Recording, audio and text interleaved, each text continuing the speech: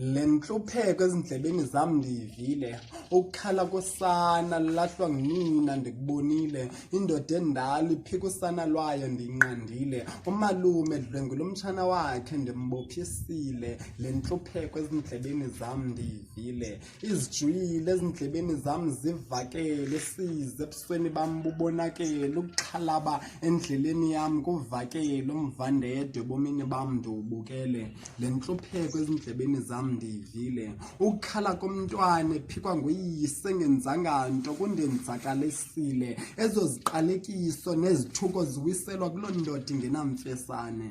soze abe yintwihlo, yinja enjubaqa engenabomi, ngase iminqweno yakhe ebubomi tshabalale, ndambona umntwana ekhule swele enekratshu uchuku nocalucalulo, ethukisa esitya iziyobisi notywala engahoyanga nto ngobomi bakhe. Oh, ndakhumbula kubhaliwe, ezenu izono zowiselwa koonyana nakwiintombi zenu, kungoko umntwana efela izono zikatata wakhe angamazi nokumazi, inene